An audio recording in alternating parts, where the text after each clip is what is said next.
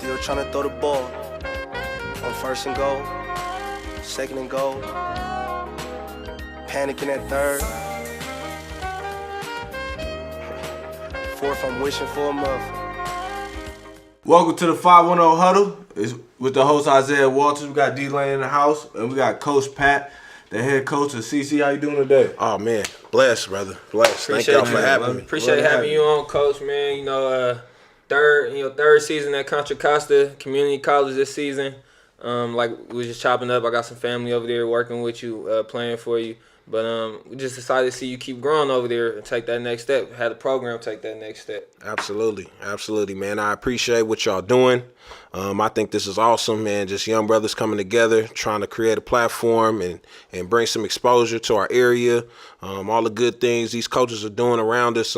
It's about time. You know, we shed some light on it, and you know, especially at our level, JUCO level, even at the high school level, you got a lot of coaches putting a lot of blood, sweat, tears into their kids, and you know, they deserve a little acknowledgement. So I really appreciate this, man. So y'all keep doing what you're doing.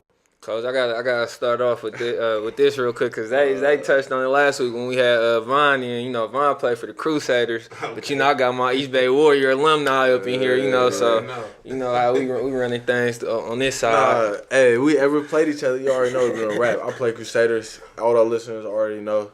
Always felt like we was better because we had cuts. It wasn't no sign up and play. So we had, you know. I ain't gonna lie to you, bro. My Warriors team wasn't all that. We just we literally just missed Giannis Davis. Like, he just went to Skyline at that time. And then I got there coming from the Dynamites, and Marshawn was he was overweight, so we couldn't even get him. We couldn't even get him on the team. So we throw him in the trash bags for practice. That's what they had me on. I was an overlighter. I'm telling you, bro was out there doing that every day. Salads, the whole shebang. Still wasn't working. In the girdle, weighing in, it wasn't popping off. So we was kind of, you know, without him. But I think if we would have had him on the squad, it would have been a different situation. So, but yeah, we used to hear about the Crusaders coming up. Yeah, no, I feel like especially in the Bay or East Bay area, you know, Crusader, East Bay, Dynamite, it's the three you always hear, you know, the dogs coming through. So, you know, it's all throughout the Bay. Coach, take us back. Let's go back a couple years. You got a few years on me and Zay, not many. Still young brother out here. But let's go back to the early 2000s Oakland and the football. What was the football scene like then? Who was dominating? You went to Berkeley and McCormick, correct? Yeah. So who was still dominating around that time? Man, at the time when I was coming up, I was a young cat living in East Oakland at the time, commuting to Berkeley, going to school, was going to middle school, and, you know, end up going to high school out there. But the whole time, man, you know, Skyline was doing their thing. That was the team that, you know, as a youngster, I would always hear about. And just, you know, just due to family, you know, you would always hear about, you know, Mac, Vitel, them boys over at Fremont was killing things. So, you know, it was a lot of heavy hitters in the town at the time. But Skyline, I gotta admit, you know, that name kept coming up all the time. I really didn't know where it was at the time when I was coming up. I'm like, Skyline, I'm like, where that's at? They like, man, it's up on the hill. I'm like, me, you know, I ain't never been up there before, so you know, I was just always curious. But when I got a chance to get to Mac, you know, I got, you know, kind of submerged in the rivalry, didn't really know what it was about, you know what I mean? Just through family, I had uncles that went to Mac, and, you know, I knew about it, but I ain't never really got a chance to experience as a player. But when I got in it, it was real. And luckily that year we was able to go up on the hill and beat them up there, which was something that hadn't been done at the time. But then we ended up losing to them by 1 point in the Silver Bowl that same year. So it was like, you know, it was bittersweet. Yeah, it was, but it was a good year for football, man. It was a real good year. That's I seen you went to Berkeley High first, right? Yeah. I saw so I went to San Leandro High, and then my senior year I transferred to Mac. Okay. And we actually beat Skyline, so you know we got there you go. For it. But so what made you go to Mac for your senior year, or was it? Yeah, it's my senior year. What made you go to Mac your senior year? To be honest with you, man, I tell this story sometimes to people. I'm at Berkeley High, and man, I'm doing my thing. Like, you know, I'm getting love and press. You know, it's anything that a young cat could imagine. Especially, I started out sophomore year, and was just doing really, really well. Wasn't really flourishing in the classroom. I don't know if y'all, if anybody been to Berkeley High, that's like a mini college itself. Oh, yeah. So, you kind of it's easy to get distracted and you know what I mean? It's a lot of freedom. They treat you like you in college. The curriculum is tough. So you really just got to be on your game to be successful. And, not too many guys have been able to come out of there. Sean Youngs, Eddie Youngs, those some guys that I played with that got an opportunity. You play Ricky Galvin? No, he didn't play. Nah, Ricky was after you. Yeah. Okay. So yeah, it was some guys that had an opportunity to be able to do it out of Berkeley High. But for me, I had to make that transition because just school wasn't going well, and I had a bunch of friends that I played Dynamites and Warriors with that was at MAC doing their thing. But I remember particularly my junior year, I'm coming off a solid sophomore season. We went 10-0, got to the playoffs, played Hayward High. This is Robert Jordan's team. Philip Mbaku, them dudes killed us in the playoffs. But we had a great season, good team that year. Coming into my junior year, I'm like, okay, this bounce back. I'm expected to do some things. I lived up to it a little bit, and after the season was over, I think Mac went like 2-9. They had a terrible season, but they still had like 9 or 10 dudes go to the next level. You know what I mean? And I'm looking like, what's going on? What the hell is going on? You know what I mean? I wouldn't get no conversations, you know what I mean? So I'm like, what the hell? I'm like, oh, I was balling. I remember these dudes at camps. Thinking back on it, was it because academically you wasn't? Yeah. Okay, go ahead. I got you. And that's why you said you left. I got you. Me, I would like to believe, I don't know what was going on behind the scenes. And now that I'm a coach, you know what I mean? It is what it is. But at that time, you know what I mean? I really just want to put, the accountability on myself. I know I didn't have the grades. I think I was barely 2.0, barely eligible. And, but in my mind, I was still going to the next level. But when somebody sat me down, which was Coach Carter, sat me down in my pops and really put my transcripts out and was like, man, you gonna be going to Laney, or you know what I mean? Like, nah, it's a mistake. You know what I mean? But Zoe was he was there to kind of break it down and kind of just explain, what was needed and what I would need to really be able to make that real. So, it was a tough decision, and this was like the first time my pops was like, "What you want to do?" Yeah. And like he let me make the choice, and like. It was tough because, like, I was a little popular. I was feeling myself. I had friends, all my boys I came up with in Berkeley. Like, we was doing our thing socially, but... Yeah, I could definitely relate to that. I was the same thing. I was going to MAC because I'm like, I seen all the dudes they sent out. I see everyone going to JUCO here. Like, I got to, it's time to go. And then you see them like, man, all my homies here. I was thinking, like, there's all these girls at school. Ain't that many people at MAC at the time. Well, I don't know about the time we went to MAC, but it was on like 400 kids when I went there in 2012. We was cool. I mean, I think we was about, it's for sure smaller, especially coming from a Berkeley high. Yeah. And I was coming from a big high school, and then, but you just, like, I feel like I came for something, like, I got to make that choice for the future. So. Absolutely. No, you're absolutely right. And I ended up making that business decision. I was just like, man, the biggest thing, especially when you're a 16, 17-year-old kid, I was just like thinking about my friends the whole time.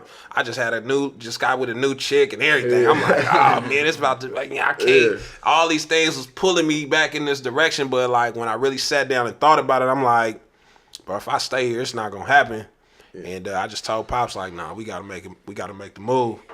And that was the best decision I ever made. And, I think the rest is history at this point. Still making history, so. Coach, a lot of people like to say, especially for football, for the greats and just for a good player to succeed, I always feel like you got to have, like, a why, like a reason why you playing. So I want to, growing up in Oakland for us, we all grew up in Oakland, it could be a ton of things that pull you a different direction. The streets, whatever the case may be, you can be pulled into a bad light. But what kept you going with football, and what was your why? What made you stick it out? And then what situation was it that occurred for you to have that switch? Like, hey, I need these grades. I'm trying to get to that next level. Your goal is to get to the next level. What basically triggered that switch for you? Absolutely. I think that's a very, very important question. That's something that we like to, you know, when we get in fall camp and get new freshmen in on campus, like that's a question that like we'll do writing assignments about, like what's your why? And I think mine's, at the time, I was very, very passionate about ball. You know, I was one of those young kids that was fortunate to have my father in my life. And he was big time football fan. You know what I mean? I remember, you know, coming up, being 7, 8, me, my brothers, like we going to the park and we going to the park with plays. You know what I mean? Like Pops used to have us on the parking lot of the apartment complex, and we got like real legit plays. He's signaling shit in, and we really run. You know what I mean? Yeah, so like that's what I was coming from, and he wasn't no coach or no, you know, just super student. You know what I mean? But like he knew he loved what he loved, and he tried to put it into us. And I think from that, man, it just carried on. But I think the moment that really clicked for me in terms of, you know, getting serious about the next level is when I transferred to Mac, and just the brotherhood, the camaraderie there, it was something totally different that I experienced any other place. Like I actually had cats, man, that was at Mac, Kyle Reed, my brother, Burt Jones, my brother, Mario Cox ended up transferring over from El Cerrito, my brother. Like we had some boys, man, that was there really trying to like compete each other for like, man, I'm gonna get the highest GPA. Like I ain't never heard no shit like that in my life. Yeah. You know what I mean? No matter what school I was at. And so like the young ladies that was there, we, you know, doing scholarships, looking up schools, like it was just a different energy. And I'm not gonna say it wasn't that at Berkeley High, and maybe the school was just too big for, you know, to notice or whatever, but I know the people that was around me, like we was striving to be better, and we was pushing each other and using that peer pressure in a positive way. And I think for me, like once I got around that, and then you get around Zoe and he's giving the guidance and the wisdom, like, man, it was just like, this is it. Like, this is going to be the difference, and this is what's going to change and turn it all around for me. And, it, you know, all I had to do was just listen, do what I was asked to do. You know, I wasn't lifting. I wasn't doing anything extra outside of just playing the game when I was at Berkeley. But when I got to Mac, it was like I'm lifting every day. And not only am I lifting, but you gonna go lift with the freshmen until you get it together. And it's like now your pride, you know what I mean? Like the freshmen, they, you know, they was lifting more than me. They was all into the culture. They was all buying in. And I'm like, damn, man, what is this? You know, but your pride, you know what I mean? Like, you know, coming from where we come from, like, that's big. You know what I mean? Like, you ain't gonna outdo us. You know what I mean? You ain't gonna outshine us. And I had that in me. And, you know, combo that with, you know, just the good people that was around me, man. It was just a good situation and ended up benefiting from it. So I think my why, man, was, you know, really the why was just my love for the game. I really wanted to do it. I really wanted to be a pro football player and a big-time college football player. But I think ultimately the people around me is what really kind of illuminated that. So, yeah. What was the recruiting process like for you going to Oregon State and everything? Man, so again, man, when I was at Berkeley, you know, it wasn't really a whole lot of recruiting going on. Which is funny, the whole Oregon State High came back around though. I was a freshman at Berkeley High, and I remember, you know, I played running back at the time. I had a cool little season. And I remember getting a little junk mail, you know what I mean? Yeah. And like Oregon State was like that first, you know, they used to send it in an orange envelope. Mm-hmm. And that was like my first little piece of like mail. Like I thought it was on, like, oh, I made it. You know what I mean? But what's funny about that too is prior to me getting to Berkeley High, like when I was in the 7th, 8th grade, I went to King Middle School out in Berkeley. And they had somebody come from Cal, High School of Business. And they had a program up there called the YAY program, Young Entrepreneurs at Highs. And so my family, man, my pops, he's a business owner. We got our own janitorial service. So, you know, for us, the youngsters, the kids, the family, like, that's what we did. We cleaned toilets and vacuumed carpets and, you know, we worked with our hands. And so they come to the school one day in my math class, and they like, yeah, the lady do a presentation. She got good energy, black lady. Mm-hmm. Like, I'm like, okay, yeah, I'm feeling this. I'm not really sure what she's talking about, but all I can understand was, you know, we teach you how to build a business, and I just keep hearing business. Of course, being around my pops, that's what we know. Get your own business. You want to be your own boss. You know what I mean? And man, that program really kind of prepared me in a way too, because it was a college prep program, but it was also, they taught us about business, stocks, and how to put together a business plan and things in that nature. And this is 7th, 8th grade.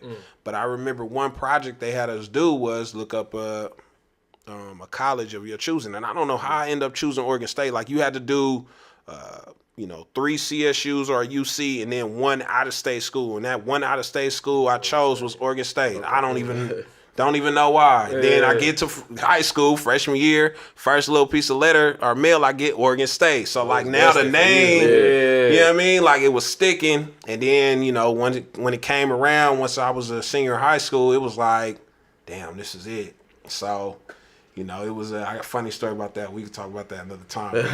But nah, man, that transition for me and just the love I was getting in the recruiting situation, it came kind of fast once I transferred to Mac. I mean, literally when I got on campus the first day, I had like 5 coaches like right in my face. Yeah. They knew who I was. It was just like crazy. And it was just like, man, we just it ain't a whole lot of activity over at Berkeley. So we knew who you are though. And, it was just love from there. So they started coming in hot and didn't really have a bunch of like Pac-12. It was just like, I think the school I was going to commit to at first was Utah. They was the ones that was showing me just a lot of love. It was Urban Meyer and his staff. This is right before they left to Florida. And so they was like in the middle of the transition and they was recruiting me at the same time. So I think my pops was kind of like, he was more tapped in than I was at the time. Like, man, I've seen on, ESPN, y'all supposed to be moving. And, and they like, nah, we here. But then they end up leaving. And so it was just like, that would have been a bad situation. Yeah. And that's what a lot of kids don't realize. You're not committing to the coach. You're committing to the school. Exactly. So you need to be comfortable in where you're going, with school and your decision. Exactly. So yeah, man, I was like all the way tapped in. I felt good about it. It didn't pan out. And then just stay patient. And then the Division I, not Division I, but the Pac-10 offers started coming in. And that's why I was like, I want to go Pac-10. Obviously, everybody want to go to Cal. That's like the neighborhood school.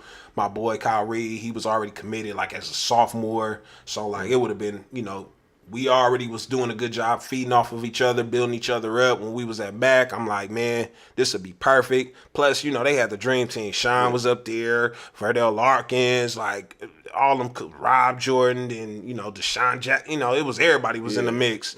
And I'm like, man, I felt like I need to be in that. You know what I mean? Like I'm in that same tier. You know what I mean? But it didn't pop off. And when the Oregon State situation came, I had UW, Oregon State, and Washington State at the time, and it was just like, I'm gonna go Oregon State. It just felt right. Okay. Yeah.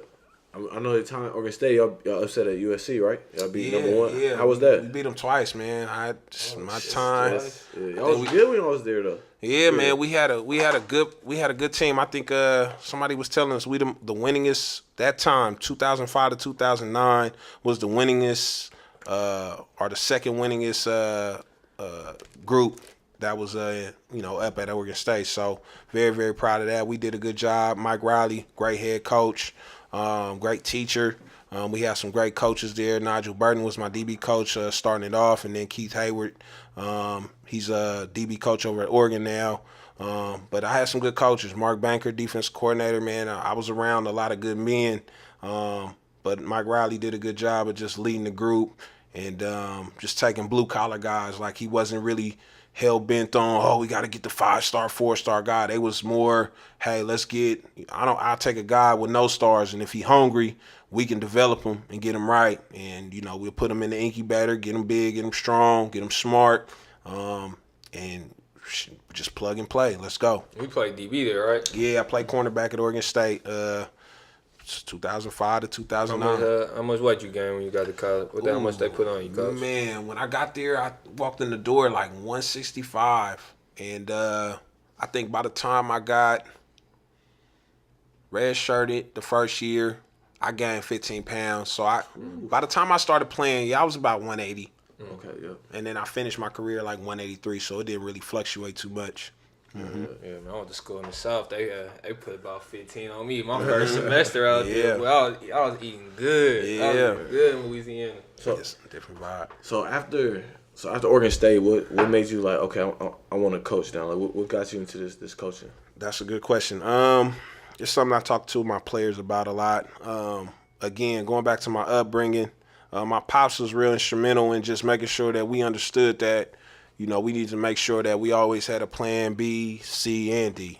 You know, he was real paranoid in that regard. So naturally for me, that just kind of helped me keep my antennas up, you know, which is the reason why I joined that program when I was in the 7th, 8th grade. You know what I mean? I'm like, you know, just listening. Football ain't going to last forever. You know what I mean? Like, I'm just doing what I'm hearing. You know what I mean? And so I'm just trying to put some plans together and set some things up, you know, before just my mindset was like, I ain't gonna never be stuck. You know what I mean? So I think while I was playing, I think my junior year, I started kind of dabbling, you know, getting curious about, okay, coach, what do it take to be a coach? You know, and I just remember them conversations at, you know, dinner and lunch, you know what I mean? Yeah. And what do I have to do to get involved? And then what really helped was one of my boys that I played with, Daniel Drayton. He was a safety.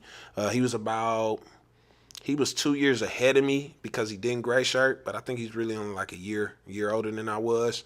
But as soon as he was done, I mean, he had a solid career. Wasn't on no superstar status or nothing like that, but he was a very, very smart dude. The coaches trusted him. He could good signal caller in the back end as a safety, get everybody lined up, knew what was coming. Just probably wasn't as athletic as everybody else around him, but ultimately his knowledge allowed him to earn a position to be a graduate assistant. Well, he was an undergraduate assistant, and so he didn't redshirt, so they basically just took his redshirt year on the back end and was like, hey, you gonna start coaching. Yeah. So he was, you know, in there chopping up the film and getting cards ready and all that, and he was my boy. So I just remember just being in there with him, like, man, I'm trying to see, like, what you doing, what you need help with. And I think that kind of started to turn into, all right, along with the fact that when young dudes come in, you know, I wasn't a starter at the time or anything like that, so a lot of my reps were mental reps. I would hear the coaching points on the sideline a lot.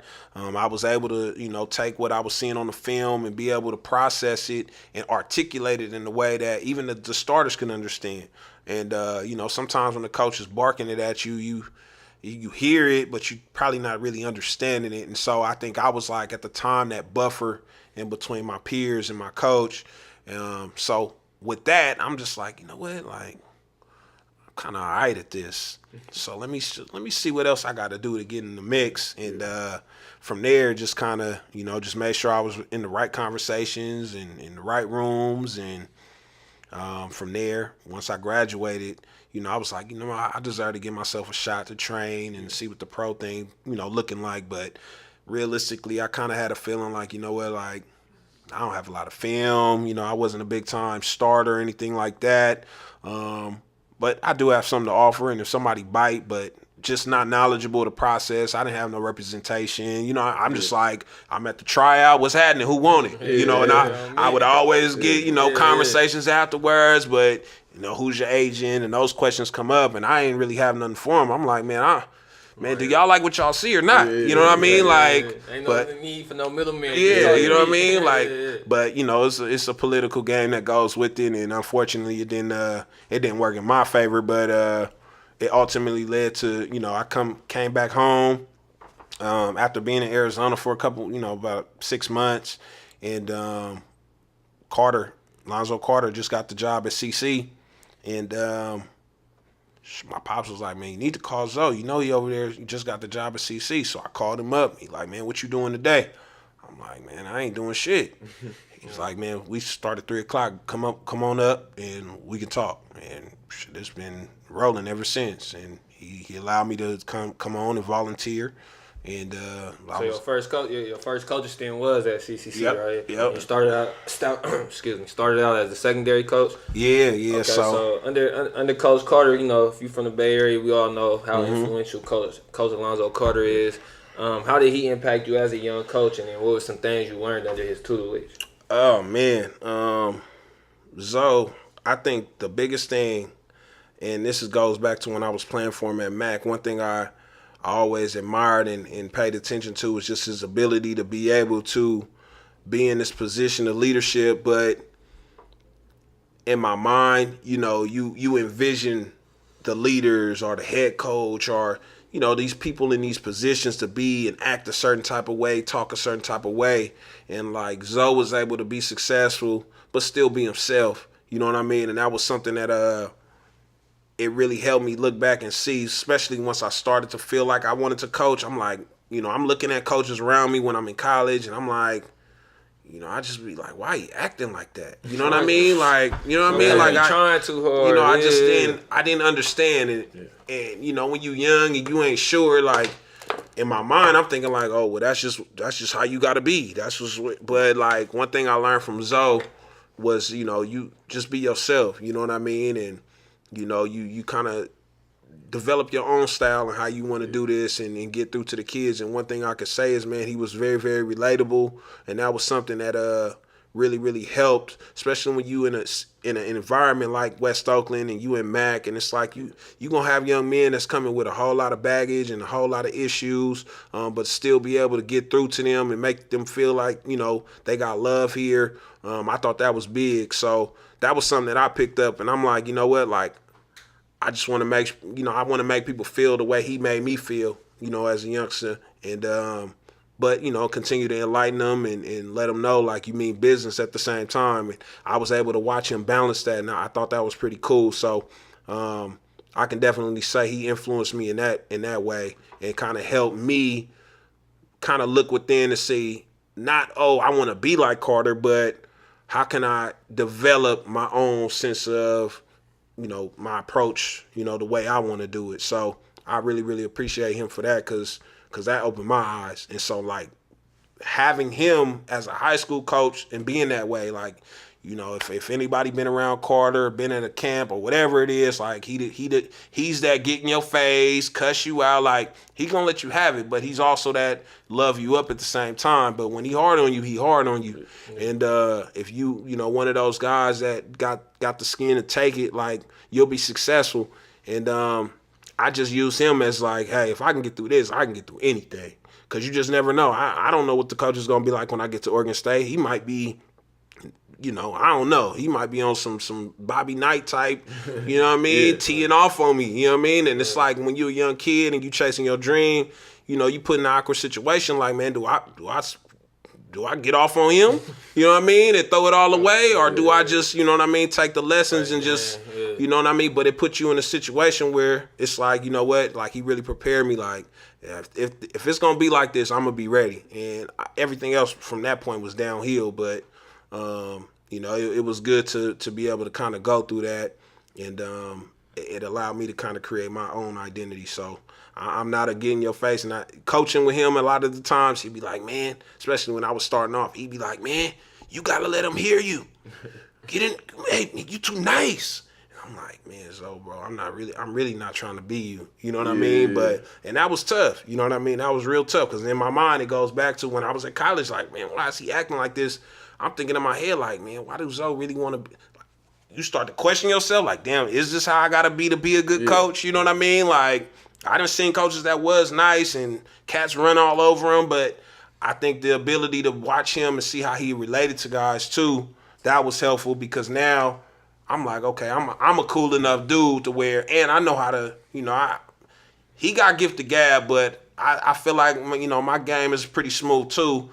Talking to the guys and relating and getting through to them and helping them paint a picture, that was my gift. You know what I'm saying? So I was able to combo that with, at the times where I, the little man in Oakland, the Oakland Pat had to come out. It is what it is. You know what I mean? Like, but, at the end of the day, it was a good lesson. So you feel like Coach Carter helped you learn how to be the teacher, the relationship side with the players. Do you feel when you was a grad assistant, you was under you was under Coach Helton, who's the head coach there at SC now, Sarkeesian at the time, and Justin Wilcox, who's the head coach at Cal now. Absolutely. Do you feel like you learned a lot of actually how to coach the scheme and those types of aspects of the game from them? So one buzzword you brought up was teaching, and I think from a personality, identity standpoint, I picked up a lot of those things with Zoe. You combo that with, just me being a kid from Oakland, like your character is different, like just what you paying attention to, what you aware of, like everything is just different. I just always feel like all the places I done been in the world, like we just a step ahead. But you combo that with now being able to get in a room with a Justin Wilcox, like Steve Sarkisian, T. Martin, Clay Helton, like Coach Chris Wilson. These dudes, man, big time ball coaches. Now you talking about teaching. You know what I mean? And that was like, this was the difference between, or maybe what I was missing, from that point. And I mean, even taking it back, to being under Mike Riley, a lot of those things were intangible things. As a man that I learned in those Oregon State years with those coaches, just how to be respectable and treat people, being prepared. I think preparation was like something that was heavily preached when we was at Oregon State, just being prepared and just what that means. You know what I mean? And it was just like, all right, man, I always got to keep a plan. But now when I transition, my little time at, as a assistant coach with Zoe before I got to SC, it was like a lot of that was like grimy work. Like we was really building that program out of the mud. Like didn't have no support. Like all we had was each other. Like playbooks, building it up. Like I'm taking whatever little knowledge I learned at Oregon State and from my boys that was coaching. Like, and I'm just trying to make it make sense. You know what I mean? Yeah. And then you study and you kind of talk to guys and develop and learn the game a little bit on your own. But once you got in the room with those dudes that's, in the upper echelon of programs, the energy was just different. Yeah. Like that was, for me, it was just like shut the fuck up time. You know what I'm saying? Like I thought I knew a little something. Like at this time, before I walk in the door, I'm the D coordinator at CC, so my chest puffed out a little bit. I can draw stuff up here and there. And I remember doing an interview with Wilcox, and this was why he Sarkisian, and that staff was up at UW. Wilcox left to Wisconsin after SC, right? So yeah, Wilcox went to Wisconsin after our stint at SC, but before they got to SC, they was at Washington. Okay, yeah. And so that staff is the staff that came to SC. But while they was at Washington, I actually had a shot to be on the staff with that group at that school. And Wilcox, Sarkisian brought me up for an interview, and Wilcox, he was, Sarkisian was like, man, if the guys love you, like you in, you just got to get into school. And, that was a whole nother situation. But Wilcox interviewed me, man, had me get up on the board. And I'm like, I'm feeling comfortable. I'm feeling confident. I remember Wilcox when he was working at Cal when I was in high school.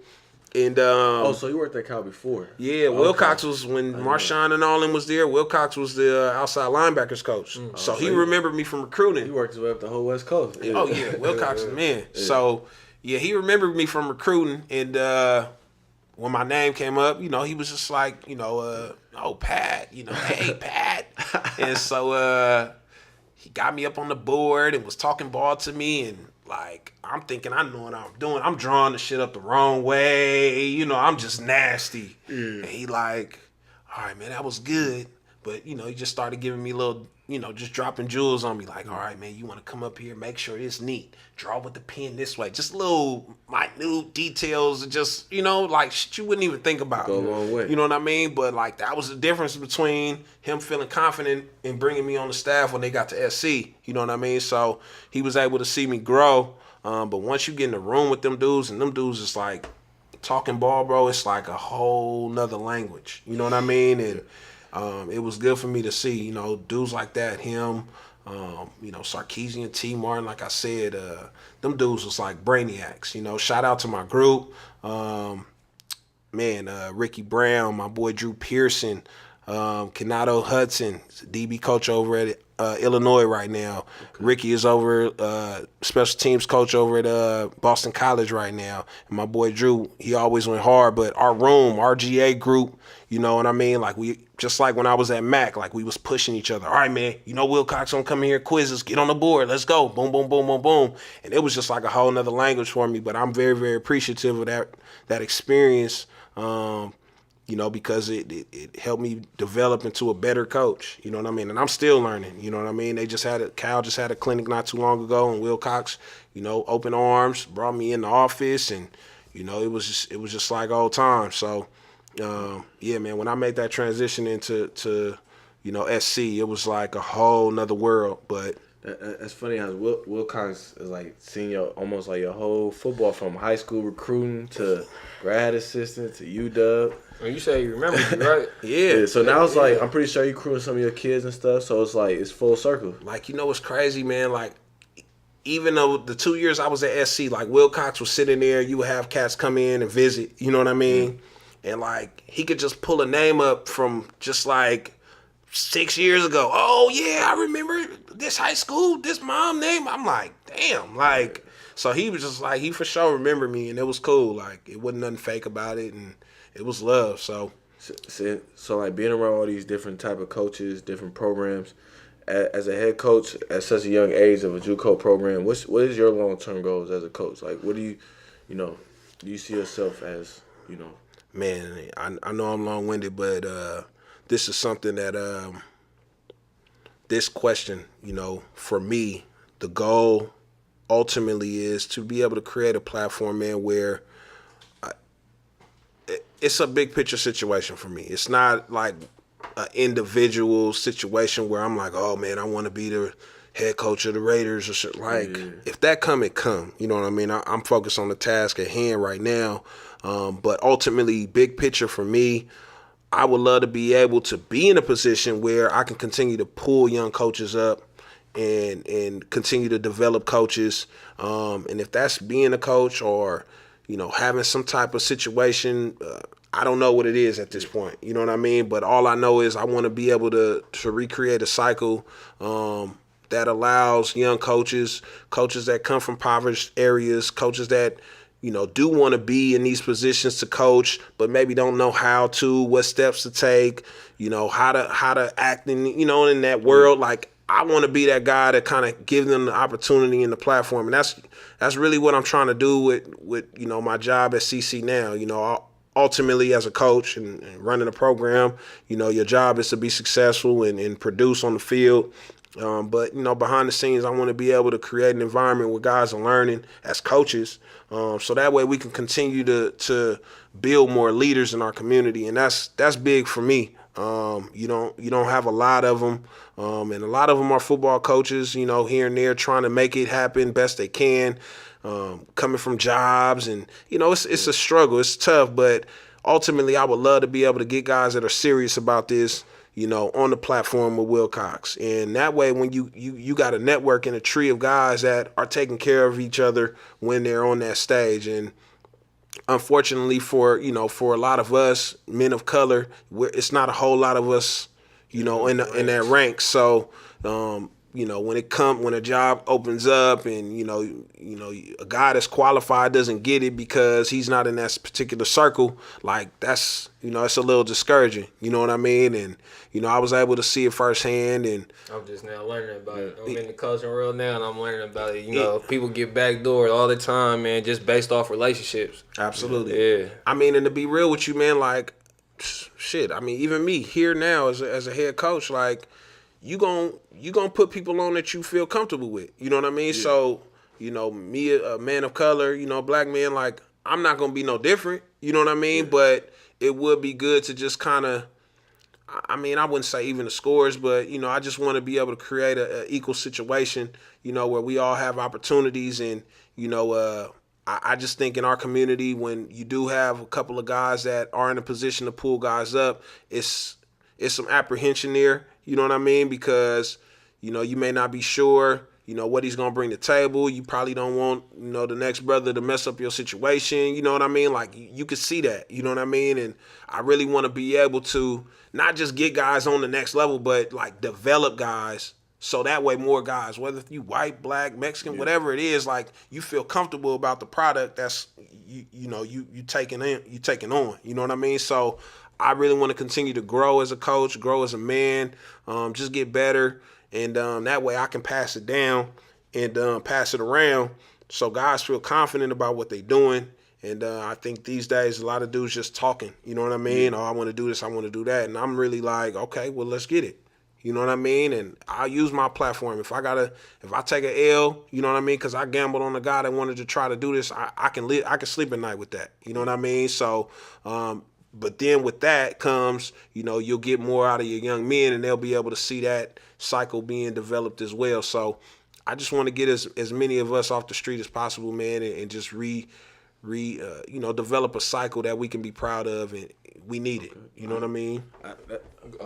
Coach, we had talked about it a little bit before the show started about how when you took over at CCC and you still, you know, relatively young, you took the job at 28, 29, right when Coach Zoe stepped down. But how did you know, like, that was the right time for you to become a head coach? Because you took on a lot of responsibility there, Coach, you know, coming from secondary, and then you went to a D-line coach when you was at CC right before you left. How did you know, like, oh, all right, this is the time I need to take that next step? Was it like trying to challenge yourself type thing? Absolutely. I mean, I always love taking on a challenge, but, I mean, I don't think it was anything to think about. You know what I mean? Like, at the time, I just felt like all the teaching and all the preparation and all the lessons that I was learning, like, it prepared me for that moment. You know what I mean? So, wait, quick question into this. So, who did you get approached to by someone from CC, or how that process worked? So Carter was there. Yeah. So once I got back from SC, this was 2016. You know, Zoe, you know, he was just like, hey man, just come home. You know what I mean? I want you to be my defensive coordinator. You know, just help me, you know, at this time he was like trying to finalize his degree so he can put himself in a position to move up. And so he was just like, you know, just get back to work, like just like it was before, you know, because shit, before I went to SC and he was, you know, had the program going and we had it rocking and rolling, like I treated every moment I could like I was the man. You know what I'm saying? So, you know what I mean? Maybe it's a controlling personality. I don't know what it is. You know what I mean? But I'm a big brother. You know what I mean? So by nature, like, I'm the boss. You know what I mean? So, you know, every meeting, I try to make sure I voice my opinion or put an idea in there. So, I mean, I was kind of just naturally just grooming myself to just be ready. And I remember, I kid you not, I put this on my daughter. I love her to death. I told myself, I'm like, watch, I'm going to be the head coach here. You know what I mean? And this was before I went off to SC. At the time, this was like after my first year coaching, I was volunteer at CC. And after that year, we lost our defensive coordinator. So in my mind, I'm like, I need that. You know what I mean? Like, I need that. So, but I just didn't want to be the cat that just was standing there like, oh, I'm next. You know what I mean? So, like, I mean, I was grinding. That was like one of the hardest working years outside of the SC times. Like, that was one of the hardest working, like, off seasons I ever had. Like, I was, in a matter of, like, 2 months, I'm built a whole playbook. I'm studying, I'm reading books, I'm asking questions. I'm all over the place with it. We switched our defense, so I'm like, I got to know this. You know what I mean? Like, internet, books, whatever it is. I'm drawing shit up on the board like a goddamn mad scientist. Like, whatever I got to do to understand the ins and outs of this shit, like, that's what I got to do. And so when he looking around and he acts, like, I didn't want to just be like, what about me? What about me? But I just wanted him to see, like, if you need it, I stay strapped. I'm ready. You know what I mean? And so he ultimately brought somebody else on board, and I'm sitting here like, man, this is motherfucker. You know what I'm saying? Like, but at the same time, it taught me a valuable lesson. Like, I wasn't ready. You know what I mean? But within that process, that whole lesson of preparation from Riley, like, that's all that was. You know what I mean? Like, it was just so natural, like, for me to kick that in gear. And so I didn't take it as an L. It was just like, lesson learned. Hey, man, at the end of the day, I was still learning something. You know what I'm saying? So when it is my time, like, shit, I got shit on deck and I got something to build off of. You know what I mean? And so ultimately it ended up working out the next year. And shit, he just was confident in what I was able to do, my ability to teach and lead, and it was just smooth sailing. So I was a DC at the time. But in the midst of that process of putting it together, I kept telling myself, like, damn, I'm working so hard. Like, I'm going to be a GA. Like, I can't wait till I'm a GA. Like, just kept saying it, you know what I mean? Speaking it to existence. And, man, like, that shit happened. You know what I mean? Like, the UW thing, that was like the year before I actually went to SC. So I thought it was like, oh, this is it. You know, Zoe thought I was gone. You know what I mean? Like, it was like, oh, it's happening. It's happening. And it didn't happen. So I ended up having to coach that last year, and that was 2013. That's when we had Tack McKinley. Okay. We had some ballers. That year we was on. And I think y'all beat Wayne in the bowl game. Y'all beat us, I think, that year. No. Or the 12. Nah, we only played y'all once. Well, we played y'all twice, but we didn't play in the ball game. Yeah, he played Mayo on them. Yeah. Mayo on them one. But yeah, man, we that year was like, I thought I was gone, but I had to wait until after that season, and it ended up working for me. That same staff ended up going to SC, and they needed some guys, and I got the call, and it was awesome. You know what I mean? I remember crying, bro. Like, it was real, because I was just like, I know it's going to happen, but the way I thought it was going to happen, I thought it was going to happen as soon as I was done with playing. You know what I mean? Like, I'm already in the office. Like, I'm thinking, like, man, I'm working with my guy. I'm learning the system. Like, what's up? And they end up calling a vet, you know, that played from before, and he kind of like slid in the spot before me. I'm salty. You know what I mean? Like, oh, they slid. He waited his time though, just like you did. So on everything. Yeah. So I'm, you know, but all that was just helping me, you know, build my skills up, and, you know, I just kept speaking into existence, and it happened. So what's some challenges you face, Coach, not X's and O's wise or on field wise, that you dealt with so far being a young coach? Like, what's a challenge or two that you done dealt with so far? I think right now the biggest challenge, being honest, taking over a program after a head coach like Alonzo Carter, you know, that was it still has its challenges in a way, you know what I mean? Because I think us having success while he was the man, and then when he leaves, it's kind of like, it really should just be like cookie cutter, like, okay, man, y'all got the formula, so why it ain't working? You know what I mean? But like, people don't really understand like what Alonzo Carter brings to the table. Like, everything he touched turns to gold, and that's for a reason. He brings the star power with him. He brings a presence and a following, and you know, for me, this is like my time to develop that for myself. And so I think, you know, initially getting a job, I think I was just like the guy that was just supposed to be like, all right, Mark Jackson passing it off to Steve Kerr, like, all right, man, just go win championships, bro. Like, you got it. And it's like, nah, bro, that ain't reality. Like, Zoe, everybody want to play for Zoe. Everybody. They don't even know where CC at. I ain't coming to play for CC. I'm coming to play for Zoe. Mm-hmm. When Zoe leave, now you got to want to come play for CC until Coach Pat, you know, got his shit rocking, and you want to come play for Coach Pat. So I think the biggest thing for me is just, you know, I'm not as boisterous as Zoe, you know what I mean? Like, I'm not as flamboyant and out there, and he does that really, really well. He promotes himself and his programs and everything he has going on really, really well, and that's just not a personality that I have. So I had to find a creative way to be able to still attract people, you know, but still stay true to myself.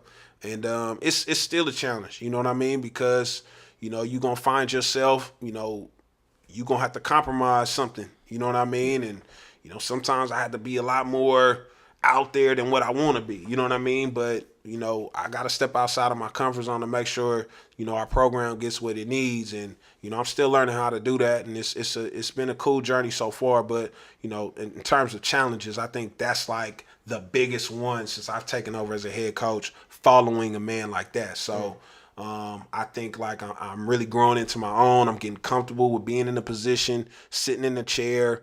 I think my peers and the guys that, you know, work with me, I think they're seeing the confidence and seeing the growth in me, and I just want to continue to get better. I'm forecasting success, man. It's been successful for us in different areas outside of the football field, but I think we're going to have a good chance of doing something very, very special this season on the field, and I'm very, very proud of the staff that we have in play. Who's the OC in DC this year? So our offensive coordinator, Thomas Bird, Mac family, you know what I mean?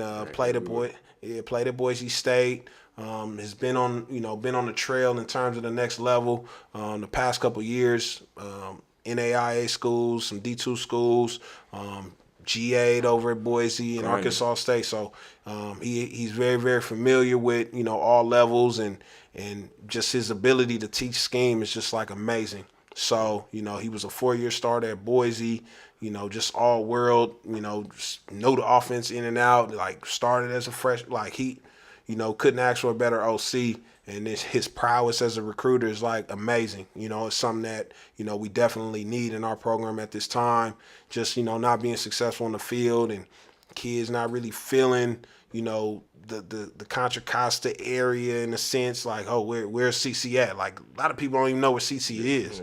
You know what I mean? Oh, it's in Richmond? Oh, nah. Like, nah, man, we in San Pablo. You know what I mean? And really, until people come to the school, like, they'll be looking around like, damn, this is actually pretty nice. You know what I mean? It's quiet. There ain't no issues. Yeah. And it's nothing but love. And so, so Thomas Barterby, he'll be leading our offense this year. And then our defensive coordinator is Tim Johnson. And he's been in our program for, I think he's going on his fifth season. Oh, so you already know. Yeah, so. What you guys do you call the plays or does he call the plays? So Tim is the signal caller and Bird is the signal caller. Yeah. Okay. And what y'all run on defense? So we run a 3-3-5 multiple defense.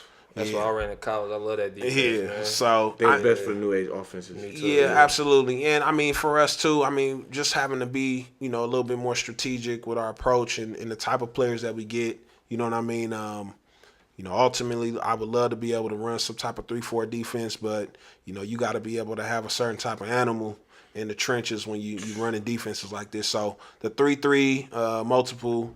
It allows us to kind of give them some different looks, but still be able to move guys around and utilize their skill set, which is something that we're not getting at the time. You know what I mean? So and that's what I really like about it. It has the ability to look. You can make it look like a 3-4, 4-4. You got different looks out of it. And I think the biggest, the key player in that defense, is my position. That dime, that nickel, that rover, that money guy. But that guy got to be a real two-way guy, though. Like a guy that can come up and tackle and a guy that can cover. And I feel like if you got those type of pieces, you could be real successful. That's why it's real hard, I think, to implement on the high school level, like the 3-3-5, just because it's hard to find those type of guys. A lot of kids are still tweeners. Okay, they can tackle, they can't cover. Or can he cover, he can't tackle, So we the past 2 high schools I've been at, we trying to implement, like having that rover guy that can come down and cover and be able to tackle. But, before we get out here, speaking of like the DBs, we asked all our defensive coaches, players, if you're going to build your perfect defensive back group, who would it be? So nickel, corner, and 2 safeties, all time. Ooh, shit. All time. Number 1 on my list, first and foremost, is Deion. Okay, easy. Prime is like he was everything to me. Like, he said the swag, everything. Everything. Like, that's who I wanted to be. Like, no, hands down. You know what I mean? Like, I wanted to do everything Prime did. I was trying to emulate. I needed to do that. Had the jerseys coming up. Like, that was my guy. You know what I mean? So, Prime. You got the other corner. Man, the other corner is so many to choose from. And the nickel. I think the nickel. Let me jump to the nickel spot. The first dude that come to my mind, bro, that I just, like, respect his game, is the Honey Badger. That's my favorite DB. Like for this new age, you feel me? I grew up on. That's my favorite. The Honey Badger. And when you was just, I felt the passion when you was just talking about the position. Like, that's the person. Like, I try to paint that picture for my guys when they play that rover spot for me. Like, I want you to be as much as like the Honey Badger as you can. That's you know what I mean? I watched when I was in college was him, because that's that position, man. He played to the T. Yeah, absolutely. What was it? Pod 2, I had read his snaps from last season, Coach. And he fucking lined up at left corner, right corner. He had a few at inside linebacker. And one at D-tackle. One at D-tackle when he snuck up in the A-gap. And that's why I try to tell. Last year I was on defense, this year I'm on offense. But I try to tell all my DBs the same thing. I'm like, man, learn the whole playbook. That's what I was trying to do when I was playing. So you can be an asset. You feel Absolutely, me? To the team and to the coaches. So they can be like, all right, we feel comfortable putting this kid in anywhere because he know X, Y, and Z. Absolutely. So, and I just think Tyrann, Honey Badger, he a perfect explanation for that, and I tell a lot of players to watch him, man. There's a reason he just got paid. Yes, absolutely. Yeah. No, he embodies it all, man. But the one thing I admire about him is just like me being a smaller DB. You know what I mean? I always pay attention to the smaller dude. Obviously, the bigger dudes is gonna be, you know what I mean, the hot You can see commodity. them. Yeah. But the smaller dude and just watching how they find ways to get it done. And, you know, me being a coach and getting the type of kids that I get, a lot of them going to be undersized guys. So I like to use the Honey Badger as an example. Like, it don't matter how big you is, bro. Like, dude play big. He play tough. He don't give a shit. Like, and this who you got to be. He wasn't the fastest dude, you know what I mean? But, like, he found ways to win and get his job done and at a high level. So I respect him 100%. So you got Prime, you got Badger in the nickel. Who your other corner coach? You need 2 safeties too. Man. I think I'm gonna have to go with C Wood. And I That's probably my front. That's my front right there. That's the same front I had. At safety or the other corner? I would probably say C Wood at the safety. Okay. I like the wide C Wood. You got the defensive player of the year award at safety, right? Yes. Yep. You know what I mean? So For the Packers, right? Yeah. Yep. I respect his game 100%. Man. He was like Badger before Badger. On everything. Last defensive player to win the Heisman. On everything. I think might be the last ever the way it looked. Man, I just love players like 2A, man, that can do everything. Like, that stands out to me the most. You know what I mean? It give you ability as a coach to do more things. His football IQ off the charts, though. He could coach if he wanted to. Yes, for absolutely. Sure, for sure. Like, being able to move guys around, like, if he can play corner, like, I love that more than anything. So, definitely got to go with C Wood. Man. So you got a corner and a safety spot up because you put C Wood at corner. So you It's another another corner group right here by itself. Yeah, that's my group so far. I think I had every player he got. Yeah. I can't disrespect Pat Peterson, man. Like, Okay.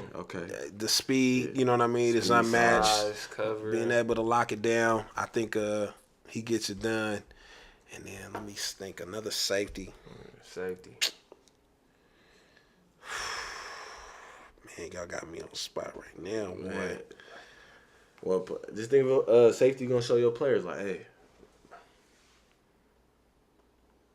Ed Reed. There you go. I'm waiting for Ed Reed.